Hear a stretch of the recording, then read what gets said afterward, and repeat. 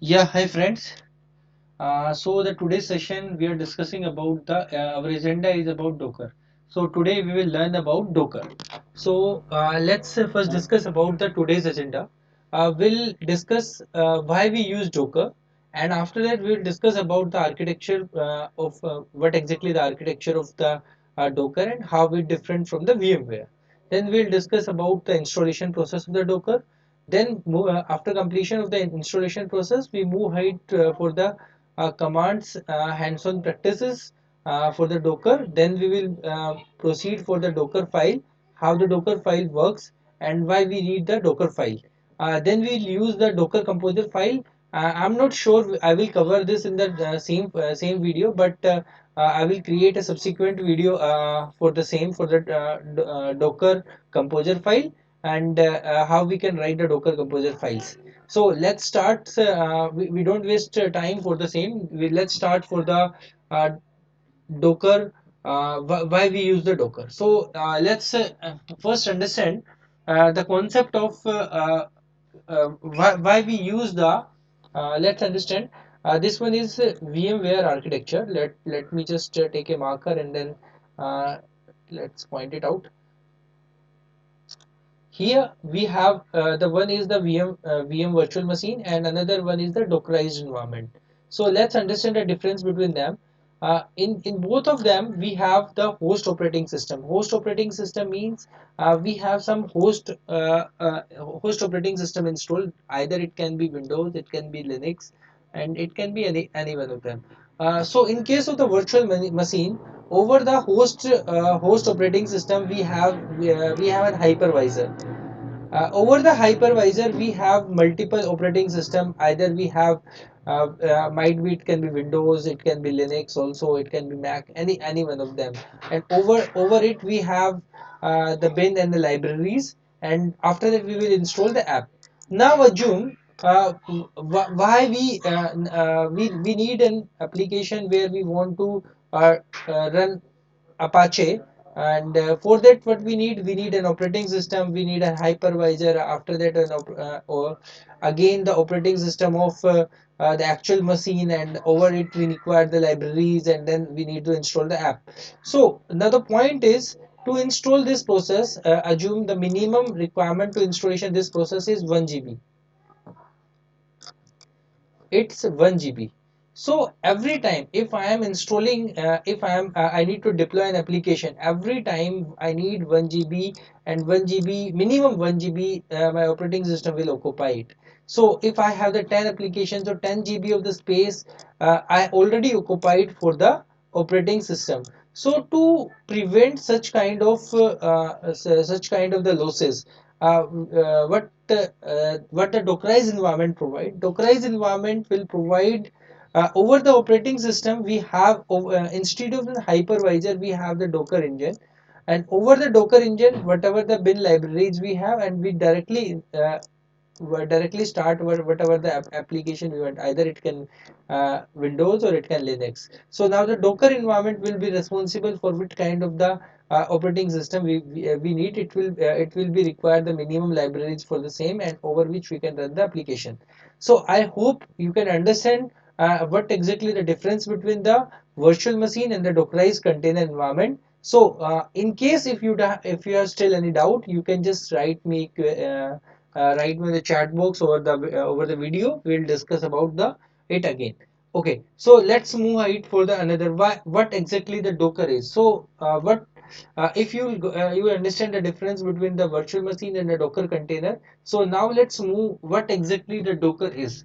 So if I'm just come basically this slide we will I'll just pick it from somewhere from the Docker website, and these contents will be written over the Docker site itself. So what exactly the Docker environment says? What is Docker?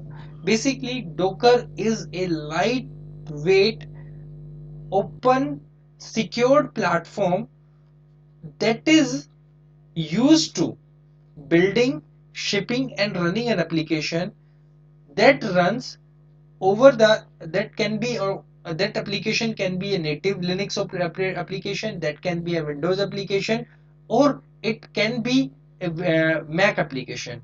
So basically Dockerized environment will shipping my containers.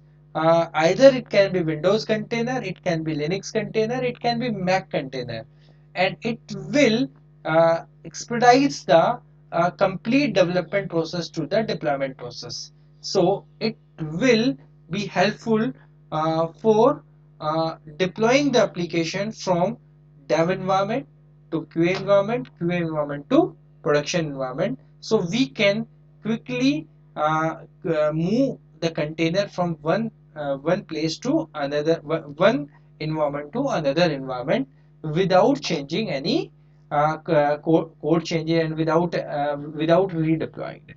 So we understand about it how we can do that. For that we require Jenkins as well. So I'm not just moving on the Jenkins part right now. I'm just explaining what exactly the Docker is. So I hope from this slide you can understand what exactly the Docker is. So now I have another slide, the same slide. I'm just picking from the same website, from the Docker. What it provides. Basically, the definition of the Docker, when the Dockerize it will be evaluated more. The reason is it build it, it ship it, and it run the complete workflow. So basically, the entire workflow from the development to building it, shipping it, and finally deploying it is very easy with the help of the Dockerized environment.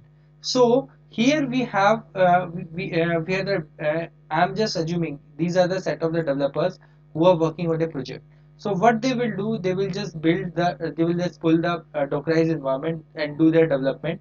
And after doing the development, whatever the release, it will be go and it will shift to the QA environment. I'm assuming like this. So when the when the things will be verified and it will be working successfully, so now that thing will be shipped and it can be deployed to the actual production environment with the same container image. So it is less chance to be there is a bug in case of while deploying the actual Docker environment in place. So we will see it in today's session how we can do this. So before moving this part, let me just use some terminologies, some vocabularies that we will use in the Dockerizer while we are working in the Docker. So let's understand what exactly the Docker image. Basically, at every place now, after completion of this slide, I will use the Docker image. So what exactly the Docker image is? So Docker image is the image that the Docker container kept, and inside the Docker container actual operating system is running. So it is the minimum OS image that over which that will be running inside the container. So that is the Docker image. So now the points come in the picture from where we'll get the Docker image. First part is, and why this image is trustable image, how we can identify, is it anybody can put any image over the internet, and if I am picking it, might be it can be a virus and it can be, so how I can identify it's an official or non-official image. So we will discuss about it. So I think the point I just want to explain you here what exactly the Docker image is. So Docker image is an image where the container running that image, that is known as the Docker image, and we will learn from where we'll get the Docker image. So what here in the previous session I'll use a word Docker container. So what exactly the meaning of a Docker container? Docker container is a unit, is a standard unit in which an application or service resides or service executes is in a Docker container. So if let me just take a slide and explain you about this first. So for example, here I have an image.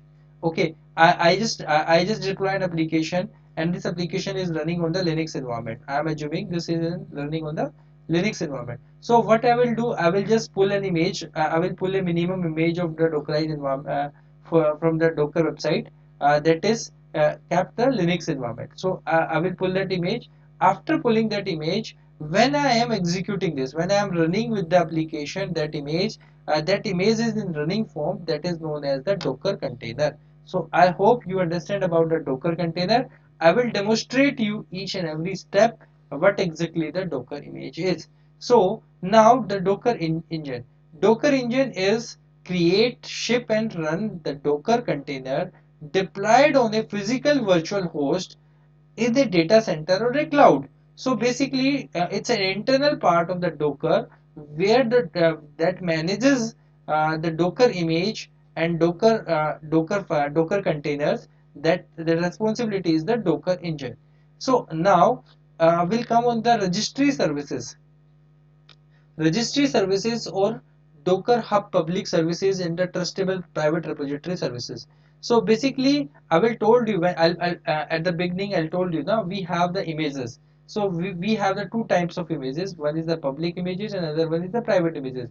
For example, if you are working with the organization and your organization don't want to publish their images to the public repository, so what they can do, they can keep that images in the private repository. So that is known as the Docker trusted private repository. And if the organization wants to make it public, that is known as the public repository services. So we'll discuss about each and everything in just few minutes. So Docker containers are not VMs. So let's understand what exactly the difference from the virtual machine. So if I'm talking about it, so it's not an VM. It's we can't say it's a VMware. So I'll already explain you what exactly the difference between a VM and a Docker environment. So it is very easy to connect and make it fundamentally different architecture and fundamentally different benefits of Docker over the VMware machines. Uh, so let's come on to the first part. We will come on the installation part. So let's come on the installation part of the Docker. So let me just moving to the Docker. Let me just I just want to show you something. So the point I just want to show you, that is Docker Hub. So this is the Docker hub.docker.com. Basically, this is the website from where you can get the Dockerized image. So let's do one thing. Either you can create your own password or whatever you want to do. So first you need to do sign up. So from here you can do the sign up. So let me just create an ID here. I'm just creating an ID here is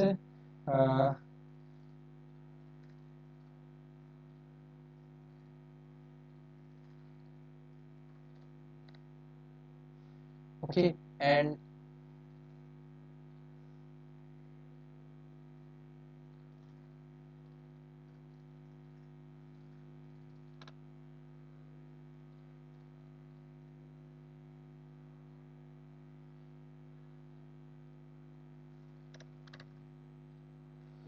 so let me just create an Docker ID and so now my Docker, I'm just logging into the Dockerized environment.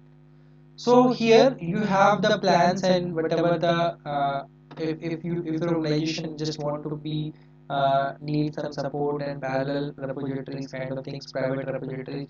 By default, you will get the one private repository in the community, so you can use it. So as of now, what we will understand from here, we will get the Docker image. So now let's think how I told you at the beginning. I will explain you how you will differentiate which Docker image and official image.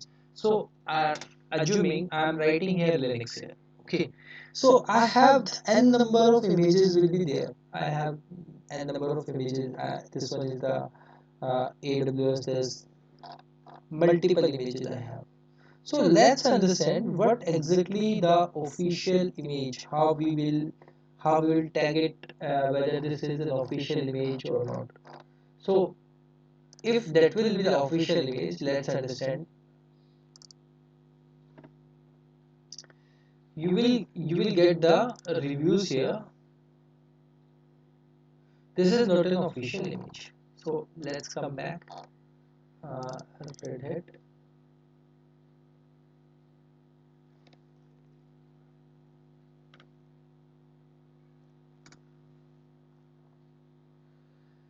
So assume I need Redux. Okay. So let me just find it out whether this is an official image or not. So let's check it out.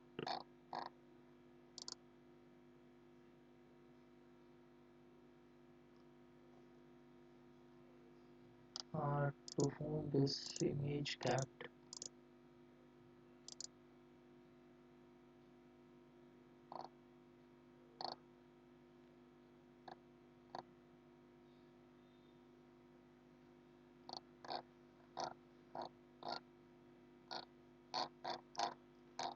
I think the tag is.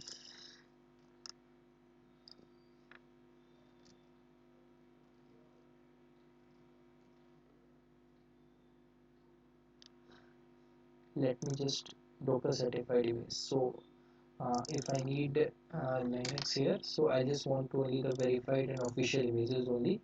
So you will get the whatever the official images we have. So this one is the official image because here uh, Docker certified images will be tagged over it.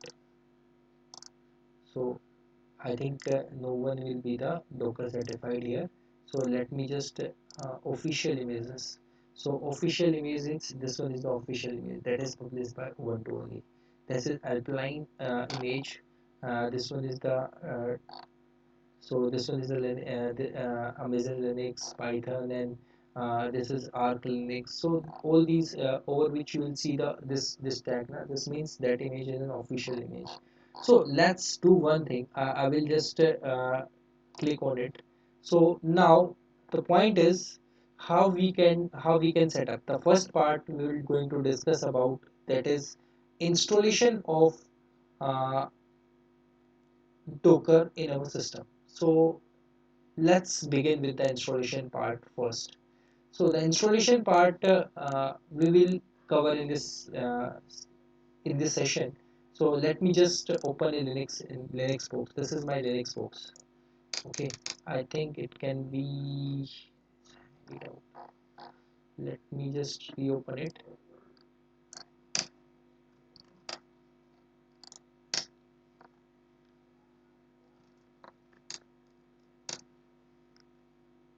So this one is a Linux environment where we just want to do the setup for the building of this Dockerized environment. At the beginning, I told you here, if you will see here, I told you what we need, the Docker engine. So let's first what we will do, we are just going to install over the operating system this Docker engine.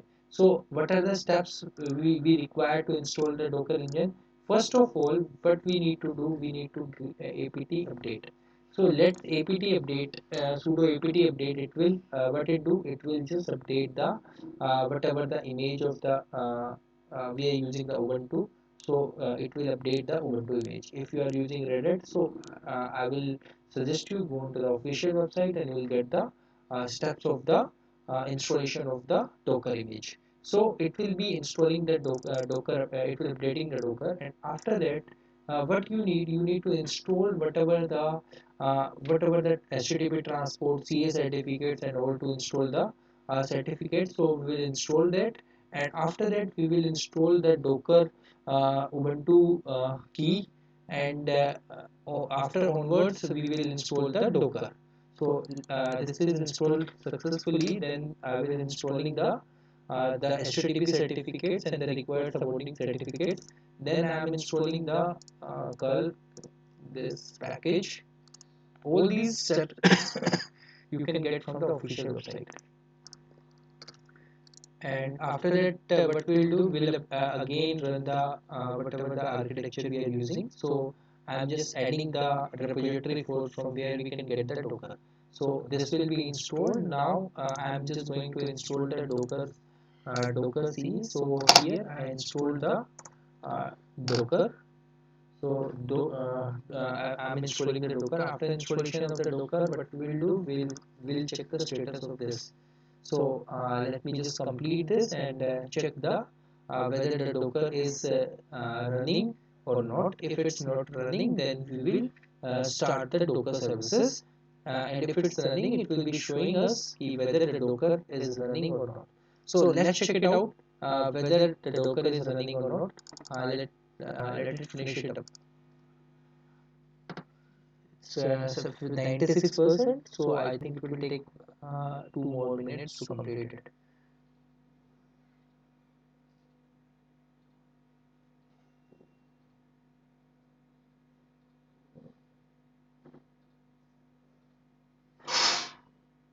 Okay, so now it's complete. So let me just check the Docker status.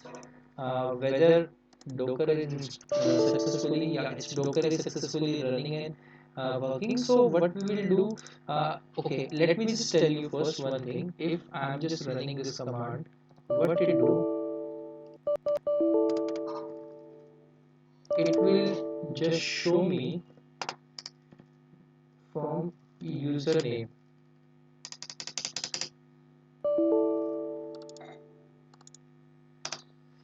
from which user I'm just login. So I just want to add this user in the user group so that it can run the Docker. So if I already on this user, and if I just want to check its ID, so it it can run. It has sudo access. It can run. Okay, let's add this sudo.